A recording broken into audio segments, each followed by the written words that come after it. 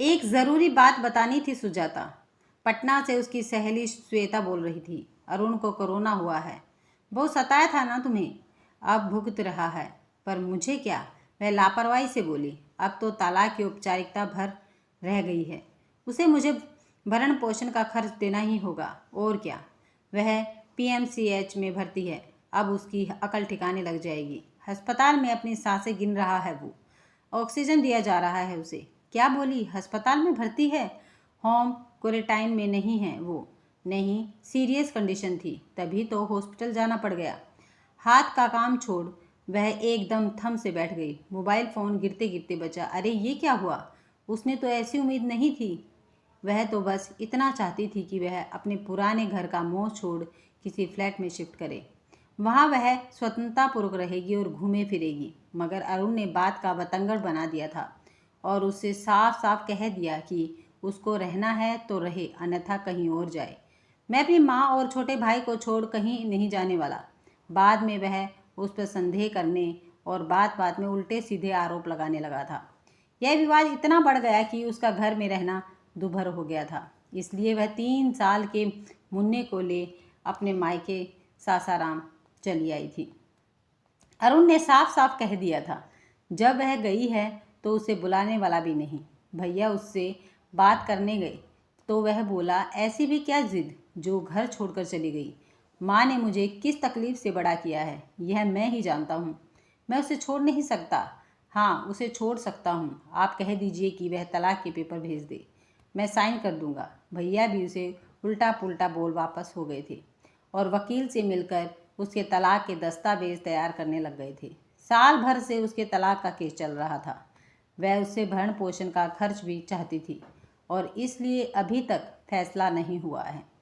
मगर ये क्या हो रहा है? अरुण के न रहने से तो मुन्ना अनाथ हो जाएगा और वह भी क्या कर लेगी। सोचा था कि कहीं कोई नौकरी पकड़ लेगी, मगर नौकरी मिलना इतना आसान है क्या? और तलाकशुदा प्रियकता औरत को समाज किस नज़र से देखता है ये इतने दिनों में ही जान चुकी है। वैसे सच तो यह है कि अरुण उसका काफ़ी ख्याल रखता था, उसकी हर इच्छाओं का मान दिया, मगर बाद में कभी विवाद होने पर खरी खोटी भी सुनाने लगता था। मुन्ने के जन्म के समय की बात तो उसमें और परिवर्तन आने लगे थे। पता नहीं क्यों उसे शंका होने लगी थी कि वह उसे अपनी माँ से अलग रख करना चाहती है। उस समय उसे तो भी तो इतना आभास नहीं था कि बात बढ़ भी सकती है, और वह पलटकर जवाब देने से चूकती नहीं थी। जिस सुख की तलाश में वह अपने घर आई थी उसे कहाँ मिल पाया था। घर के सारे दायित्वों को जैसे उसी पर मंड दिया गया है और वह किचन की महाराजिन बनकर रह गई है। भाभी तो जैसे उसे पाकर और निश्चित होकर अपनी नौकरी करती है और आराम फरमाती है। उधर भैया भी कठोर हो गए हैं। किसी ने उनके कान भर दिए कि अब तो पैतृक संपत्ति में हिस्सा बांटने वाली आ गई है। पहले शाम को जब वह आते तो मुन्ने के लिए कोई खिलौना या चॉकलेट लाना नहीं भूलते थे, मगर अब वह खाली हाथ घर में घुसते और मुन्ने को घूरते हुए अपने कमरे में चले जाते थे। एक आध बार उसने मामा मामा कहते उनके पीछे लगने की कोशिश की तो उसे बुरी तरह छिड़क दिया था, और तब से मुन्ना उनसे दूर ही रहता है। उसका बालपन और चंचलता जैसे लुप्त हो गई है। अब समय बीतने के साथ महसूस होता था कि कहीं कुछ गलत हो गया है, मगर अहम किसी को झुकने देने को तैयार नहीं था। स्वाधीनता तो थी ही नहीं, और बात जब तलाक के केस मुकदमों की हो गई तो रही सही आस की डोर भी टूट गई थी। जिस सुख की तलाश में वह यहाँ आई थी वह तो वक्त के कठोर मार से न जाने कहाँ गुम हो गया था। मगर जब से उसने सुना है कि अरुण कोरोनाग्रस्त हो अस्पताल में भर्ती है, उसकी बेचैनी बढ़ गई है। नहीं, वह उसे ऐसे कैसे छोड़ सकती है। वृद्धा सासू माँ से अपना ही काम नहीं संभलता, उसे कहाँ संभालेगी। छोटा भाई अभी किशोर ही है, ऐसे में उसे करना क्या चाहिए, यह उसे असमंजस में डाले हुए था। उसकी आंखों में नींद नहीं थी। ऐसे समय में उसे कुछ करना चाहिए कि नहीं। यहाँ तो इस महामारी में लोग अनदेखे अनजाने लोगों के लिए समाज सेवा कर रहे हैं, तो क्या वह अपने अकेले असहाय परिचित की अपने पति की सेवा नहीं कर सकती। वह तो उसकी पत्नी रह चुकी है। क्या हुआ यदि वह अपने अहम को थोड़ा झुका ही ले। मुन्ने के जन्म के वक्त उसने कितनी दौड़ धूप की थी। और रात दिन एक कर दिया था। मुन्नी के जन्म के वक्त उसका कहा उसे अभी तक याद है कि डिलीवरी के बाद तुम्हारा ही नहीं मेरा भी पुनर्जन्म हुआ है सुजाता। तुम्हारे बिना तो मैं अकेले रहने की सोच भी नहीं सकता। और आज वह अस्पताल में अकेले पड़ा है तो क्या उसके बारे में उसे विचार नहीं करना चाहिए? नहीं, उसे देखने संभालने के लिए उसे जाना ही चाहिए। इसी से वह मुक्ति पाएगी। उसके ठीक होने तक वहीं रह ले तो क्या बुरा है? इसमें किसी को कुछ कहने सुनने का अवसर भी नहीं मिलेगा। आखिर वह किसी अशक्त बीमार की सेवा ही तो करना चाह रही है। उसने सुबह सुबह उठकर चुपचाप तैयारी कर ली और माँ से कहा अरुण बीमार है, उसकी देखभाल करने वाला कोई नहीं है। यह सुनकर मेरा मन घबरा रहा है। मैं उसे देखने जा रही हूँ। तुम होश में तो हो? वहाँ तुम्हें कौन पूछेगा? माँ बोली। बात इतनी आगे बढ़ चुकी है और तुम अपनी बेइज्जती कराने जा रही हो। इस समय लॉकडाउन है, गाड़ी वाड़ी भी नहीं चल रही। जाओगी कैसे? मैंने स्पेशल पास के लिए ऑनलाइन आवेदन किया था और वह बनकर आ गया है और मैंने एक कार को भाड़े पर बुलाया है। अचानक बाहर कार के हॉर्न की आवाज़ सुनाई पड़ी तो वह मुन्नी के साथ बाहर निकल कार में बैठकर माँ से बोली, माँ चिंता नहीं करना, एक पवित्र काम से जा रही हूँ, इसके लिए मना नहीं करना। सासाराम से पटना की 200 मील की दूरी 4 घंटे में पूरी कर जब वह शाम को अरुण के कंकड़गा बाग स्थित निवास पर पहुंची तो वहां सन्नाटा छा गया था। उसकी सांस उसे देखते ही रो पड़ी और मुन्ने के गोद में लपक कर उठा कलेजे से लगा लिया। भैया तो पीएमसीएच में 3 दिन से एडमिट है, देवर रघु बोला। उनकी हालत ठीक नहीं है, मुझे अभी उन्हें देखना है। वह बोली, तुम मेरे साथ चलो। अरे कुछ खा पी लो, सासू माँ बोली। लंबी यात्रा कराई हो, थकी होगी। नहीं माँ, मुझे अभी देखने जाना होगा, मेरा मन बेचैन हो रहा है। वह धीर होती हुई बोली, आप मुन्ने को देख लेंगी, मैं मुन्ने को अस्पताल नहीं ले जाने वाली। मुन्ने की चिंता मत करो, उसे मैं संभाल लूँगी। वह बोली, ठीक है चली जाना, मगर हाथ मुंह धो कपड़े तो बदल लो, तब तक मैं चाय बना लाती हूँ। चाय पीकर वह देवर रघु के साथ बाहर निकली और ऑटो को भाड़े पर कर उसमें बैठ गई। तब तक रघु ने अरुण को उसके आने की सूचना दे दी थी। अरुण पीएमसीएच के कोरोना वार्ड में भर्ती था। डॉक्टर से मिलकर उसने उससे मिलने की इच्छा व्यक्त की। डॉक्टर बोला, अभी वह थोड़ी बेहतर हैं, आप उनसे मिल सकती हैं, मगर कोरोना वार्ड में पीपीई किट्स पहनकर जाना होगा। उसने तुरंत पीपीई किट्स पहना और नर्स द्वारा इंगित बेड के पास पहुंच गई। अरुण काफ़ी कमज़ोर हो चुका था। उसे ऑक्सीजन दिया गया था, जिससे उसका ऑक्सीजन लेवल सामान्य पर आ गया था, मगर कोरोना बीमारी से संबंधित दूसरी जटिलताएं तो थी ही। उसे देखते ही अरुण के आंसू निकलने लगे थे। अब मैं आ गई हूँ, वह उसे आश्वस्त करती बोली। निश्चित रहो, तुम्हें कुछ नहीं होगा। मैं यहाँ मर जाऊँगा सुजाता, अरुण कराहते हुए बोला। रोज़ मैं मरते हुए लोगों को यहाँ से बाहर जाते देखता हूँ।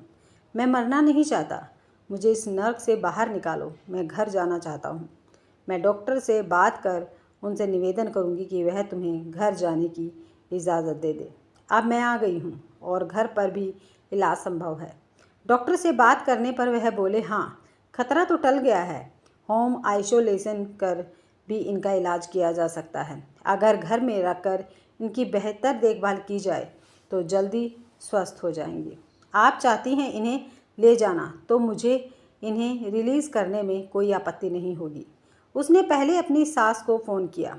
माँ जी, आप अरुण का कमरा तैयार रखिए, मैं इन्हें लेकर घर आ रही हूँ। इसके बाद रघु को फ़ोन कर कहा कि वह तैयार रहे। उसके भैया को घर ले जाने के लिए वह अस्पताल से बाहर निकल रही है। अरे भैया ठीक हो गए? रघु चकित होते हुए बैठा। देखा आपने, आपके आते ही वह ठीक हो गए ना?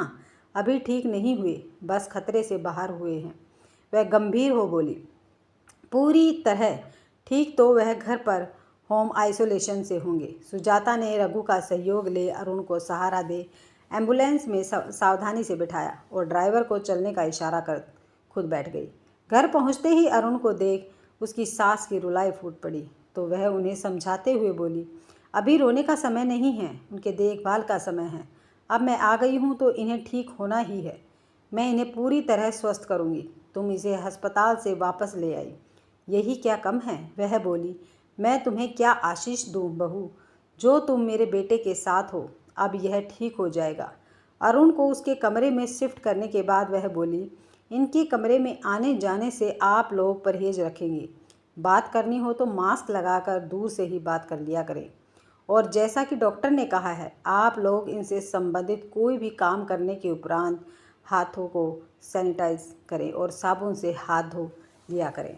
और हाँ, अब आप मुन्ने का ख्याल रखिए। मैं उनके ठीक होने तक डॉक्टर के निर्देशानुसार उन्हीं का काम और देखभाल किया करूँगी, और इसलिए आप लोग मुझसे भी सुरक्षित दूरी बनाए रखिए। सुबह उठते ही अरुण के ध्यान, प्रणाम, योग से लेकर उनके पीने के गर्म पानी, गाढ़ा और भाप लेने की व्यवस्था करती।